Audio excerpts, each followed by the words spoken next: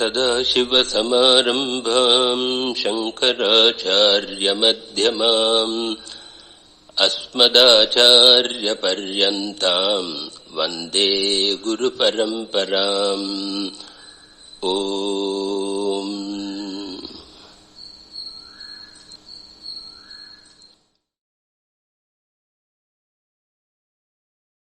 So, verse 36, I'm just going to read verse 35 as well, because verse 36 makes more sense that way. Verse 35, there is one self-existent, eternal, who is the basis of all belief that I am, and who is the witness of the three states of consciousness, Jagrat, Svapna, and Sushupti, and who is separate from the five sheaths. 36. Who knows everything in the three states, Jagrat, Svapna, and Sushupti, who knows the intellect and its action, when it is present and when it is absent. Verse 37. Who sees everything, but whom none sees, who enlightens the intellect, but whom nothing can enlighten. 38. Beyond all transformations of nature, pure intelligence is his nature. Existence and non-existence come from him. Beyond all specification, such as the Paramatman, who shines as the witness in Jagrat, Svapna, and Sushupti. 39. This is the bondage of the individual, to take the non-self as the self, and from that bondage comes birth, death, and myriads of different sufferings due to ignorance. The ignorance by which one takes this body as real, and nourishes it and tries to preserve it by the objects of senses, as the silkworm preserves its cocoon. Verse 40. That one indivisible eternal knowledge, who is full of endless glory, is veiled by this quality of tamas, as the dragon swallows the sun.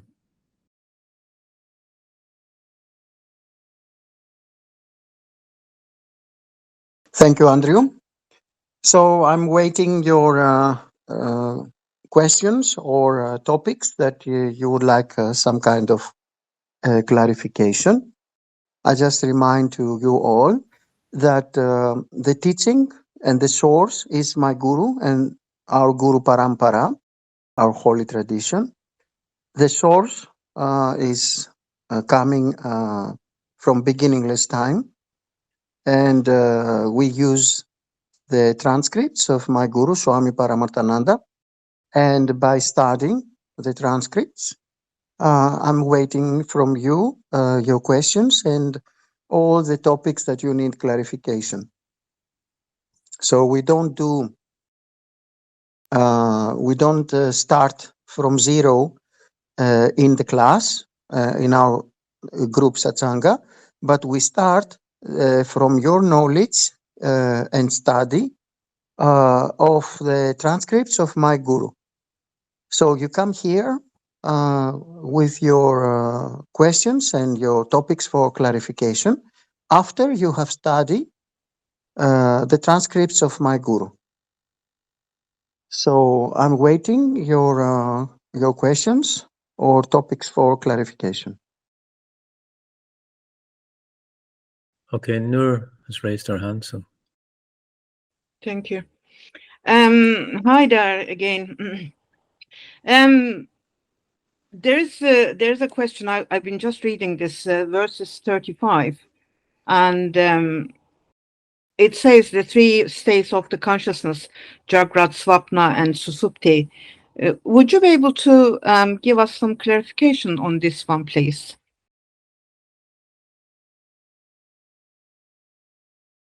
Yes, we have what we call the mind states, and we have the deep sleep without dreams, we have the waking state, and we have also the dream state.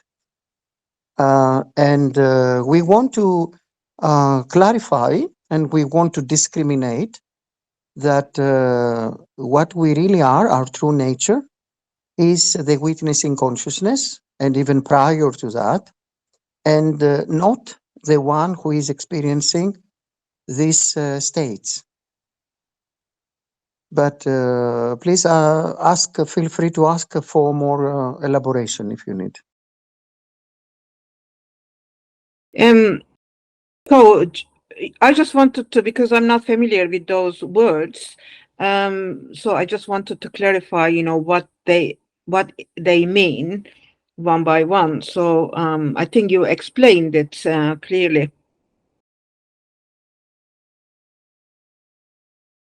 Yes, thank you. Yes, it is what I have mentioned already, these states of the mind. And Yes. we want this discrimination, that what is the true nature is beyond these three states, which are on the level of the mind and on the level of what we call Vyavaharika, or empirical dream reality. So it's not really what is these three experiences are not the absolute truth, and they are just fleeting experiences from the level of the mind. Thank you very much. Yes, most welcome.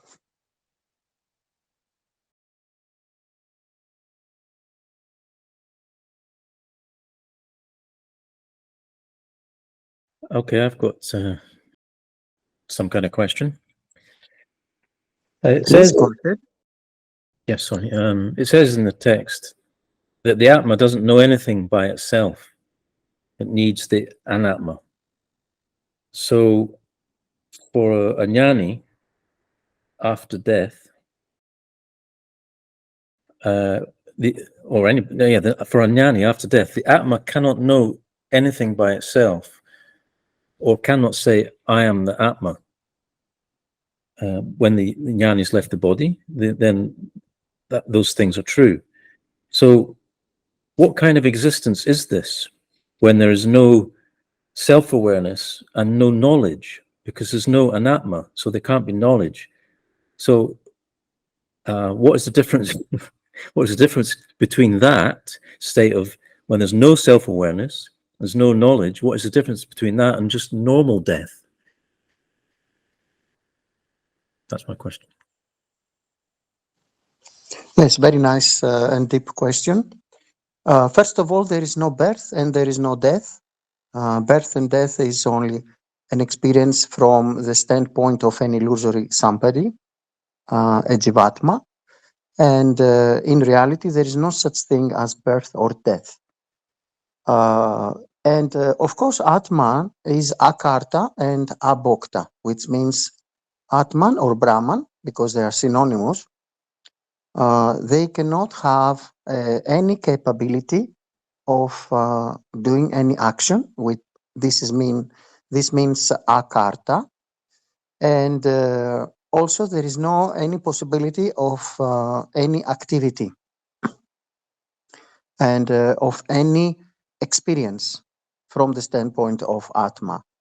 Any experience requires the anatma, that which is not real, that which is only an appearance, which functions as a reflection of consciousness. And it is called Saksi Chaitanyam. It is called Chidabhasa, I'm sorry. And through the Saksi Chaitanyam, the witnessing consciousness, we can have what we speak about as the experience of what we call life. And it is always a hybrid phenomenon, any kind of experience, any kind of awareness. So awareness itself cannot have any perception if there is no anatma, if there is no somebody, an appearing somebody, an apparent individual being. And the same in what we call death. After death, the jnani just remains as Brahman or Atman. There is no any possibility or any capability of having any experience, any knowledge, or any activity. And even to go further, In reality, what we call knowledge and what we call lack of knowledge or ignorance are only concepts. So Brahman cannot have any concepts, is beyond any concepts. Brahman or Atman is beyond what we call life or death concepts. And Brahman also, or Atman, is by itself like, you can imagine something like the screen of the cinema. The screen of the cinema don't have any awareness of the movie in the cinema.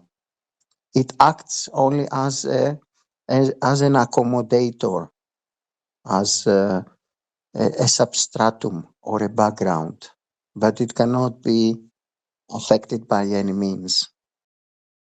But of course, from the standpoint of the ego or the apparent somebody, an apparent individual being, it doesn't sound very appealing, because the ego, the apparent ego, because there is no such thing as an ego, as a person, or as a being, there is only beingness, likes to have the possibility of remaining as a somebody, in inverted commas.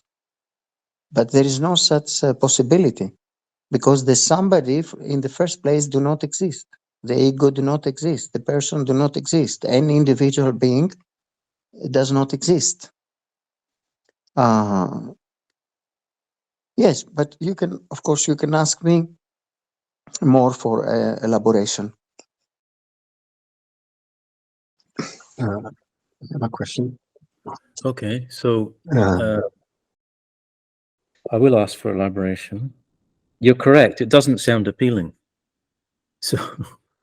So how can you pursue the path if you think the end result isn't appealing? There must be some, for the ego at least, there must be some kind of carrot. Like later on, Swamiji talks about in the Upanishads, the glory of the self is proclaimed. Well, let's hear it. Let's hear the glory of the self. Proclaim it a little bit.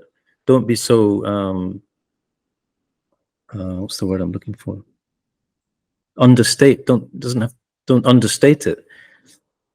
I would like to hear the glory of the self, not so there's something to be inspired by, not like, because what you describe sounds like just nothing.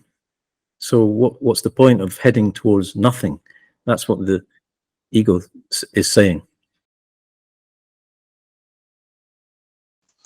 Yes, the carrot is the cessation of suffering, because as soon as the ego is there, the perpetuation of suffering is a guarantee. So the ego, after many lifetimes of suffering, it is ready. It becomes ready. It matures into the acceptance that yes, I can suicide. I can accept my death because of the apparent suffering in this dualistic world, where I am somebody, an individual being, and I want to experience the world, and I want to be part of the world, part of the universe, and so on and so forth. So in the first place, the ego, which is not ready for its disappearance, for its death, anyway, in the first place, will not knock the door of Advaita Vedanta in the first place. So those who are coming and they are wishing to start to this path, in this path of Advaita Vedanta, which is the most profound path ever existed in the planet,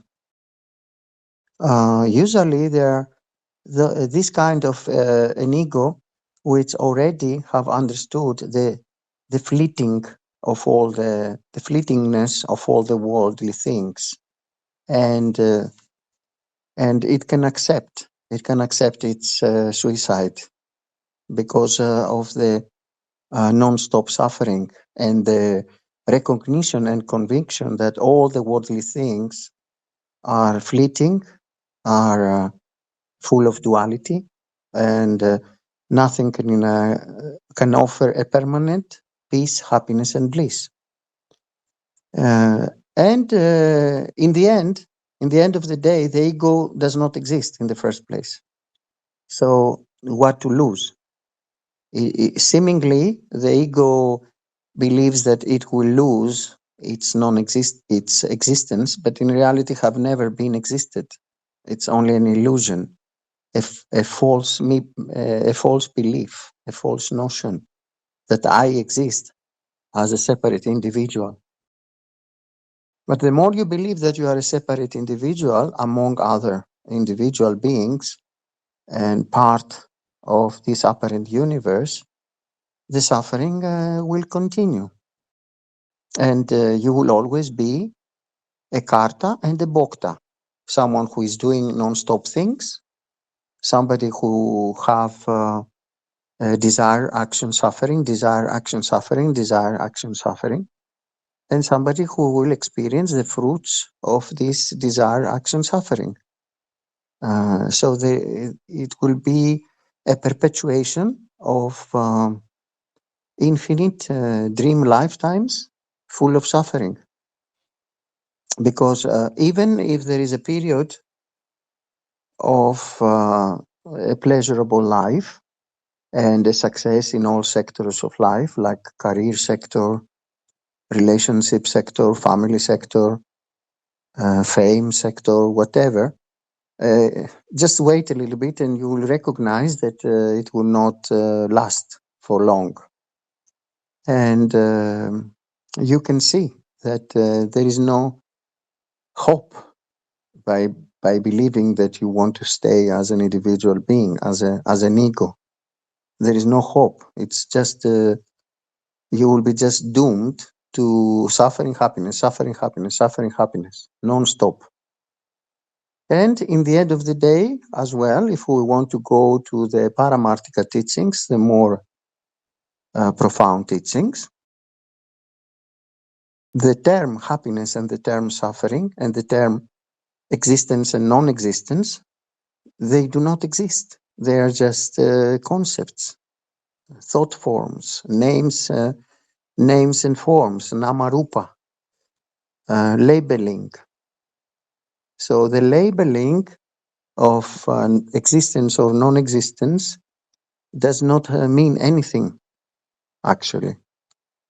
Because from the standpoint of Brahman or Atman, there is no need of this kind of concepts. And even when we speak about Brahman as the real existence, we speak about that only when we have the hybrid phenomenon of Atma and Anatma. From the standpoint of pure Brahman, there is no such conversation. There is no any discrimination and there are no any concepts of any kind.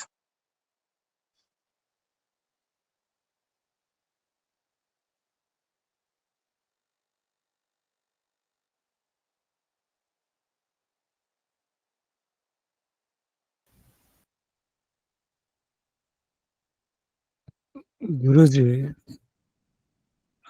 my question is, what is the difference between Atma and Paramatma? Can Atma becomes Paramatma?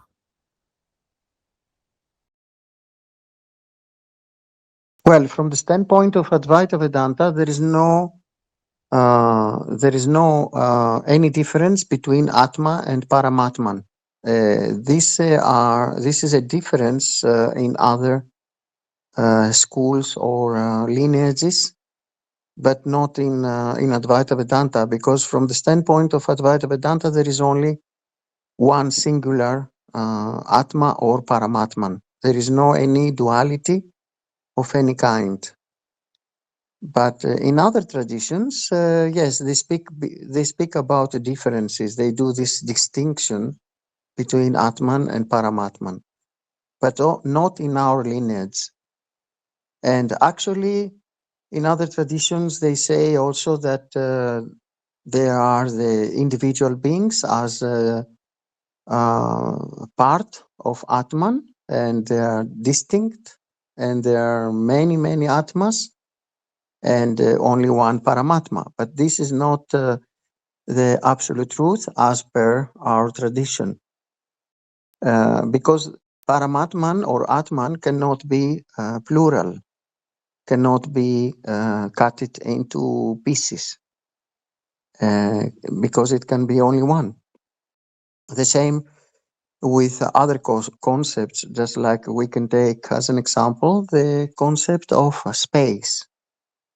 So you have a pot which have its space, and then if you broke the pot, the space just remains the same. And what we were thinking as a separate space or individual space inside the pot is only a labeling, because when you destroy the pot, the space don't go anywhere. The space inside the pot, I mean. The same with Atman or Brahman. It cannot be plural. And the plurality that we are perceiving, and the apparent universe and the apparent beings and the apparent objects, are only namarupa, names and forms, simply labeling. The same as another example of the waves in the ocean, the water. So we speak about different waves, distinct waves in the ocean, but in reality, it is only a labeling, because we have there only the water. There are no any individual waves. The same with whatever appears in this infinite consciousness. Everything appears as modulations of the same consciousness, of the singularity of consciousness.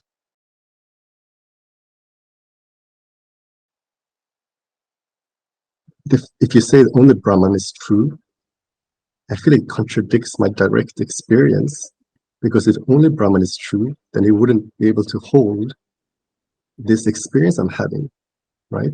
So it seems to me that Brahman is able to support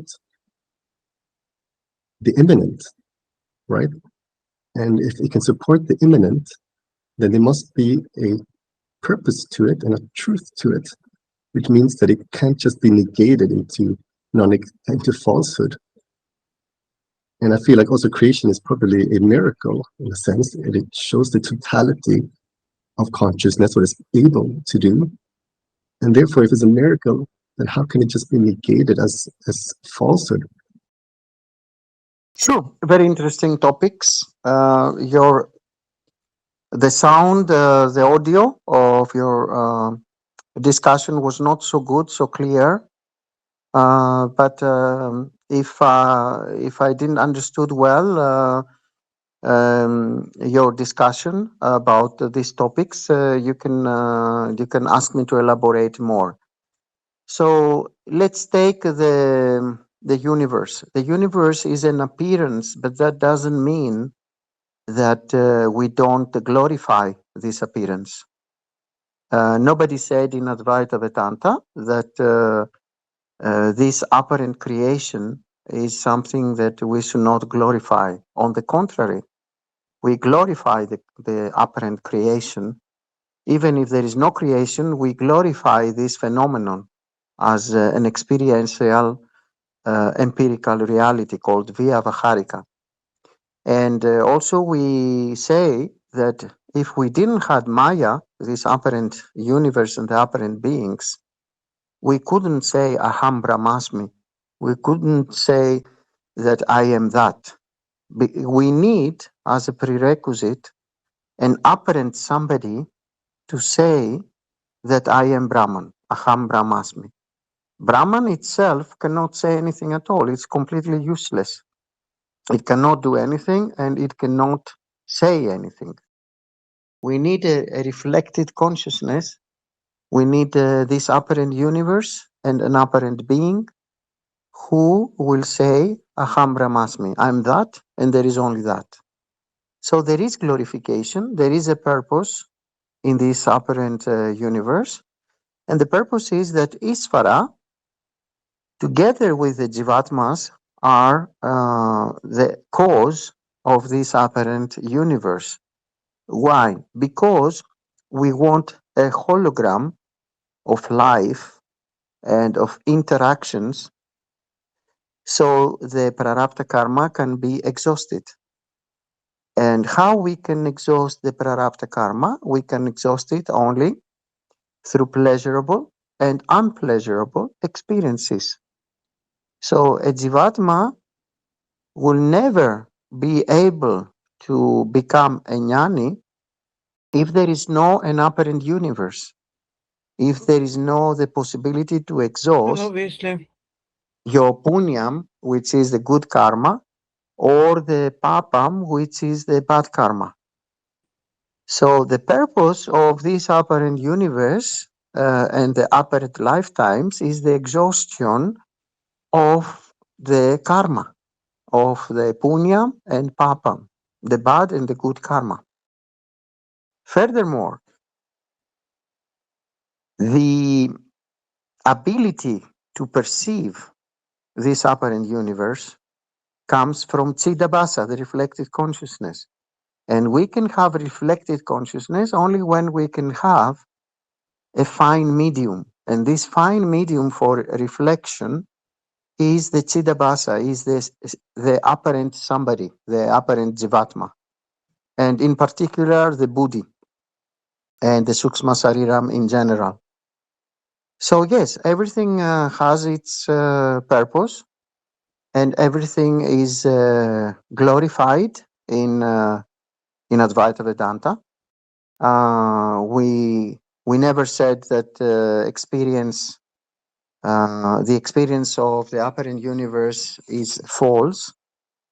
We only say that it does not have inherent existence. We say that the apparent universe and the apparent beings are borrowing their apparent existence from Brahman. And that's why they do appear.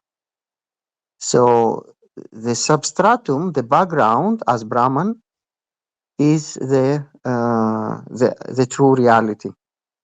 All the rest are borrowing their apparent existence from that. And there is only that. And I want to add about the experience. The experienceability of something does not prove its existence. And we can use the example of the dream state. So you are in the dream state and you have experienceability, transactability, and utility.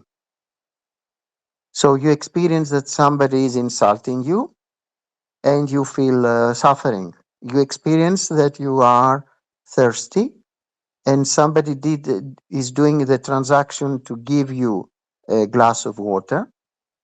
And this utility takes out your thirst. You drink the water from the transaction of an apparent other, and your thirst is gone. And then you wake up from the dream, and you can realize, if you want, that this experienceability, transactability, and utility in the dream cannot prove its existence. All what happened in the dream was just imagination. It was not, nobody was there in reality. There were not a glass of water, and there was nobody who insulted you. It was just imagination. So the same with the big dream, what we call life. The experienceability, utility, and transactability does not prove and cannot prove the existence of this apparent world and the apparent beings and the apparent objects. Yeah, I need to reflect on that. I still feel, though, that when Advaita Vedanta declares that only Brahman is real, I feel like it just, how can that be true? And I'm having this experience. I feel like how Brahman is described in Advaita just, it leads to a contradiction for me at least. So, sorry, I'm just inquiring out loudly. Look, Maybe you can. when you speak about Yeah. opposites, like that Brahman should have an opposite, already you are falling into duality. But Advaita Vedanta, by definition, means non-duality, means that there cannot be any opposites. Although in the Vyavaharika, the empirical dream reality, there are opposites. From the standpoint of Brahman, there are no any opposites, and there is only singularity. And Brahman don't need to create or to learn or to gain something. This is only an apparent universe, apparent beings, and there is no any gain from Brahman. Brahman has nothing to do with apparent creation and the apparent beings and the apparent objects, and is only acting as the substratum. And when we have any experiences, the experiences themselves are something fleeting. Whenever we speak about an experience by itself, is a fleeting phenomenon. It cannot be true, because we speak about true, that something is true when it stays in the past, present, and future, when it does not disappear.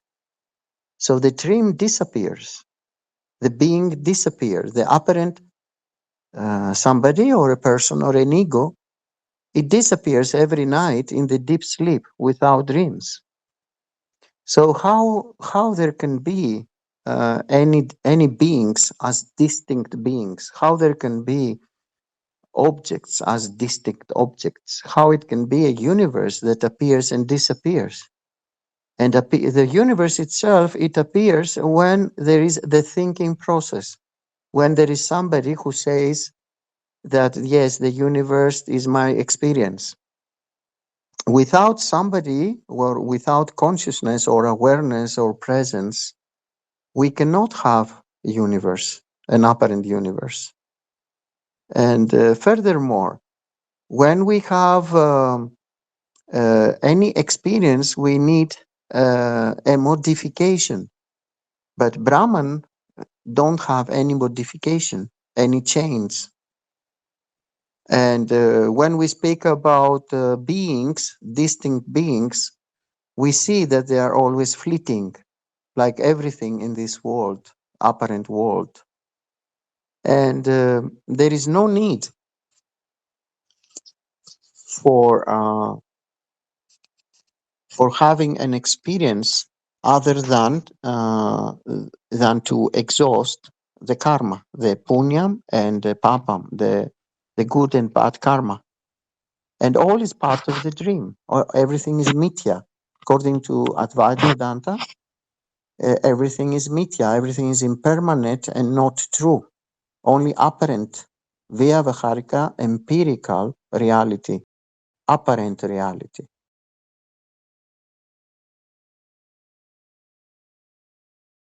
Mario, you want to ask a question? Thank you. Gratitude to everybody. Namaste. Always joy and privilege to be here. I hope that you hear me well. And just as a continuation to Emily's inquiry, but can Guruji explain, or maybe just to extend explaining about Advaita Vedanta teachings about objects, location of objects, and Satya and Mithya? I believe that will be very helpful also for Emil to distinguish between what is real, what is not. And for me, it was really, really helpful to finally define what are objects, because our experiences are nothing but awareness, consciousness plus object. Sure, most welcome. Just I was explaining before to Emil, everything is just an appearance, and it cannot be true when it disappears. Just like anybody, any person, is just names and forms, just a bundle of memories and labels. If you were to try to discover where is this person, where is this ego or the individual being, you will never be able to find it anywhere. It is only a concept, only a label. And of course, I don't mean about what we call the physical body, but I mean the one who says, this is my body.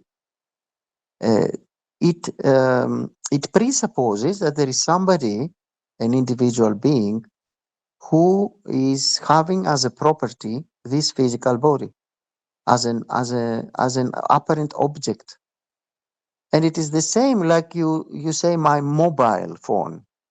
When you say my mobile phone, you can have, of course, the logic to distinguish yourself from your mobile. But it is actually the same with the physical body and the person that you believe that you are. It's also an object. The mind, what we call mind, and the thoughts are also an object. The emotions are also an object. They do appear and then they disappear. But what is the witness in consciousness is permanent. So we must be this permanent witness in consciousness, and even prior to that. Because all the rest phenomena, they do appear and then they disappear. They don't have any continuation. The emotions, they do appear, they disappear. The thoughts, they do appear and then they disappear. The physical body, it appears and then it disappears, also in the deep sleep without dreams. All phenomena in this universe, they do appear and then they disappear. All our experiences, all our relationships, the events in our lives, everything is fleeting. But what is the witnessing consciousness, and which is registering all of this constantly, have never disappeared and will never disappear. And it is constant and unchanging, and it is always unmodified. So every object needs presence, needs awareness, consciousness. And then you say, I am aware of my mobile phone. I am aware of my physical body. I am aware of my emotions. I am aware of my thoughts. But actually, they are not yours. They do not have any continuation. They are just a fleeting phenomenon. And what you really are has nothing to do with all these objects, including the Jivatma, including the apparent somebody. And it is obvious that when something does not have any inherent existence, it appears only because it borrows its apparent existence from consciousness. And that's why consciousness is, through modulation, the cause of every appearance. Everything is just modulations of consciousness itself. The same are for the waves in the ocean. There is no such thing as waves. The waves is only a name, names and forms, namarupa, only labeling. In reality, there are no waves. There is only water. There is only, actually, even there is no even water. There is only information. Because if you go back to the subatomic particles, you will find energy and then frequencies and then vibrations and then only informations, which means again consciousness. And furthermore, when you have any object in front of you, what you saying and label this object is penetrating this object. The object is made of you, witnessing consciousness. The stuff that everything is made of is none other than consciousness. There is only consciousness. Everything is only made of consciousness. And actually, there is no anything at all except consciousness. Even if it appears as something else in front of you, you witnessing consciousness penetrating it, pervading it, and you give it the label. So when you say this is the sun, you are giving this label, and the sun is none other than you, consciousness. Whatever you see in front of you is not out there. It is just you. Just like you dream in the night. You give the labels in your dream.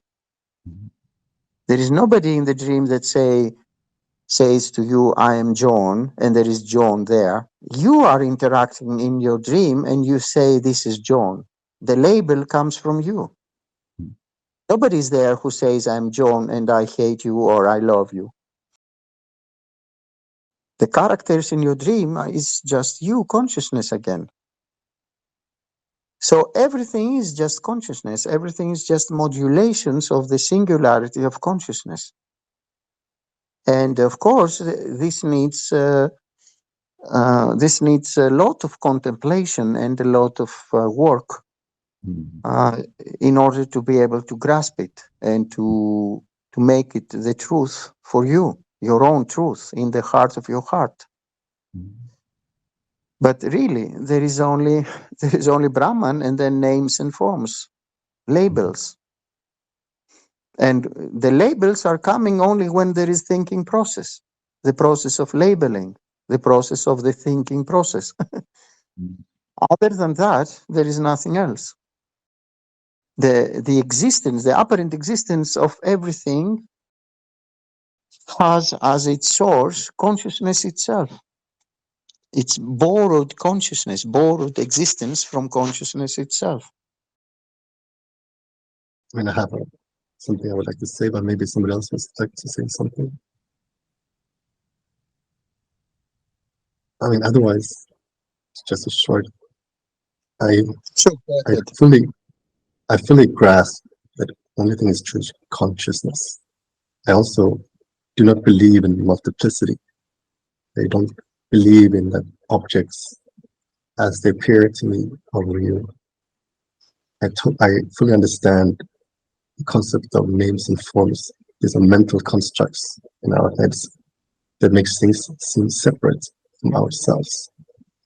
But I still feel that there's a fundamental contradiction when we say that only the transcendental is true, and this you will realize when you gain knowledge.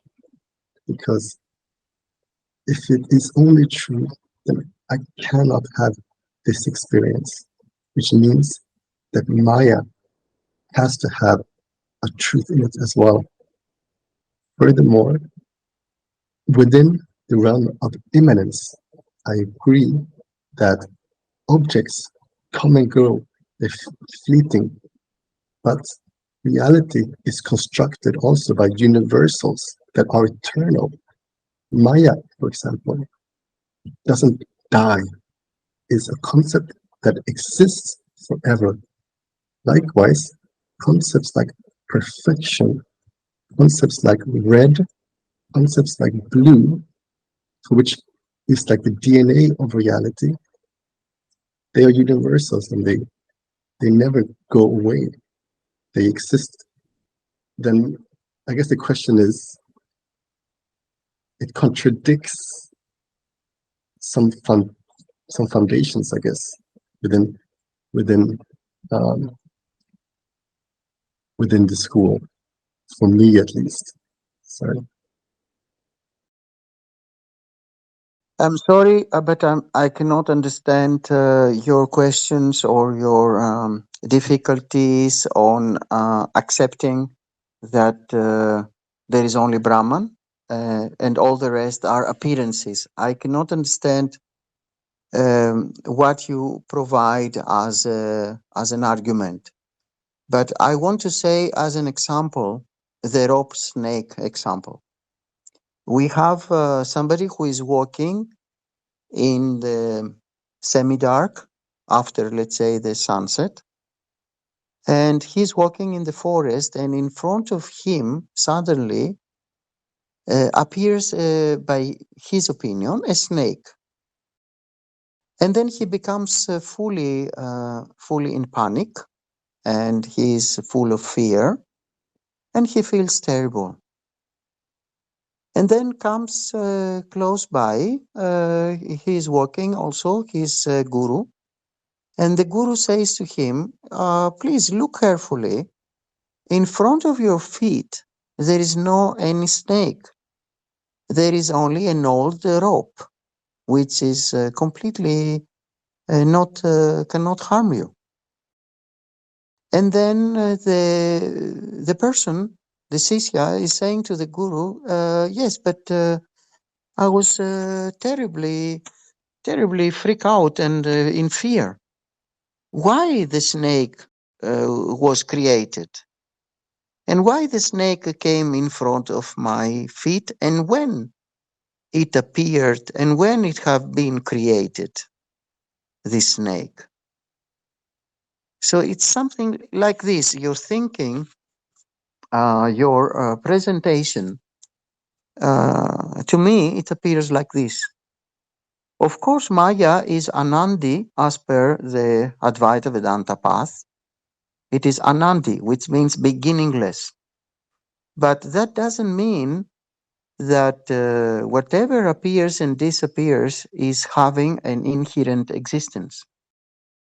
Maya is a combination of truth and untruth. That's why we say in Advaita Vedanta that Maya itself cannot be included in the category of non-existence or in the category of existence. It cannot fall into any of these two categories. And that is the mystery of Maya, which cannot be easily grasped. But as just the example with the rope snake, the snake, it may appear as imagination, but that doesn't mean that it has any inherent existence. It is the result of a misconception. It is a false notion. It have never been existed. It was just a misconception of the person. So if you ask, and why it has been created, it's not the right question. If you ask when it has been created, again, it's not the right question. Because actually it have never been existed, and it was only imagination, only a false notion or a misapprehension or a misperception. But yes, we don't need to persuade you here about the conflicts that you may observe or you may believe. Just give it a try and try to just to see this different standpoint from Advaita Vedanta and work on that, contemplate on that, and then we can again discuss it. We can again work on that. So, any other question? Maybe one more question, a quick question. Mario? Just to mention that beauty of Advaita Vedanta is capability to hold both paradoxical concepts together, that what is apparently real can be taken to be real, bodies, separate minds, world and God if person is religious, but in the other hand, there is always knowledge that there is only Brahman as only reality, and that what is appear to real is not real. That Advaita Vedanta holds that together. It is, but for me, it is so important. And in self-realized human being or jhani, that paradox is in peace. So it is like it is paradoxical situation, and I believe that Emily is confused about that. And this is the power and the strength of Advaita, is to hold both apparent sides as one in self-realized jhans. It is, for me, it was always very, very, very important to know. I hope that it is correct. Yes, furthermore, I want to add that for the dreamer, the dream is absolutely appears true. Absolutely. The dream appears not true only for the what we call the waker, the Mhm. one who is came out of the dream. Mhm. And that is why so difficult to comprehend that whatever appears and disappears and there is an experience is actually only imagination, only labeling, only namarupa, names and forms. And in reality, there is only the singularity of consciousness. And even prior to that, we don't have even consciousness. Because from the standpoint of Brahman, is prior, is prior even to consciousness. We can have the witnessing consciousness and the perception of different apparent objects and different apparent beings and the apparent universe only when we have the hybrid phenomenon and the combination of Atman and Anatman together. Mhm. And from the standpoint of only Atman or Brahman, there is no any perception. The perception and the recognition and conviction of Aham Brahmasmi, I am Brahman, can be done only if we have also the combination of Atman and Anatman. Brahman cannot say, I am Brahman. Brahman cannot say anything at all, cannot do anything at all. It only provides the substratum. And whatever appears and disappears is only names and forms, only labels. But of course, this is very, very profound topics and very abstract. So we need patience and we need a lot of contemplation in order to be able to swallow, to assimilate such profound teachings. And for this, I welcome you in our next group satsanga next Monday. And until then, please try to study as much as possible my guru's transcripts of VIVEKACUDAMANI and bring all your questions and topics for clarification, please. So until then, thank you for coming and dedicating and sacrificing your time. And yes, have a wonderful week, and we can meet each other again next Monday. Namaste. Namaste. Namaste.